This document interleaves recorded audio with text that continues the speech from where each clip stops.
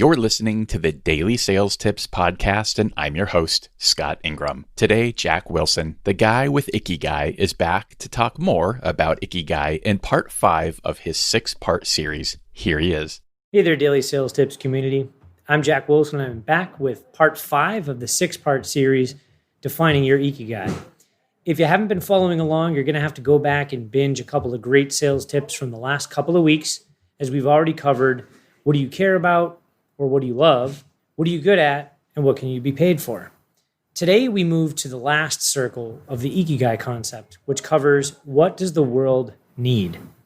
The first part of understanding what you think the world needs is to really define your world. And there's a couple ways we can look at this.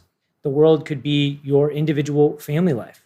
It could be the community as a whole. It could be the company you're part of.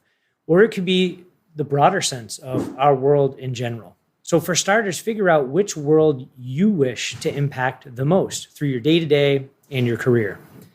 Once you've identified what world it is matters most to you, the next important step is to identify exactly how you wish to impact that world. Is it a concept or a feeling?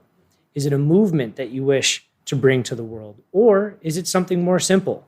Perhaps the easiest way to describe it is to share my journey or the story of how I discovered what the world needs and how I applied it to my personal career. When I look at what I do for a living, it's sales.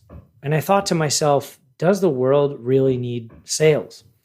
Now, when you define it a little more specific than that, the answer for me is yes, because what I think the world needs is it needs individuals to bring information and knowledge to another set of individuals that didn't previously have it and explain it to them in an easy to understand and a compelling way to help them take action. And it's not to help them to take action for me, it's to help them to take action for themselves, to achieve some other ends or means to an ends that they otherwise wouldn't have access to. That's what the real root of sales is to me, and I think the world needs it. Another great example was a study done by Dr. Leah Weiss of Stanford University, who surveyed janitorial staff at local hospitals. Now, her predisposed disposition was that she thought they would say their jobs were more of just a paycheck, just something that they did to make ends meet.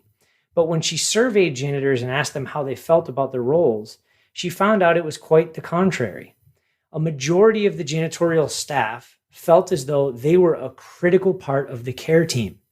Because if they weren't sanitizing operating rooms and patient rooms, then other deadly diseases like MRSA and infections could impact, hurt, or kill even patients as part of the hospital. So they saw themselves fulfilling this critical role.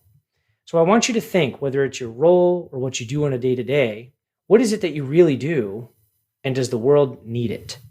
For links to the rest of the tips in this series, and of course, a link to Jack's LinkedIn profile so you can get connected with him directly, just click over to DailySales.Tips/559.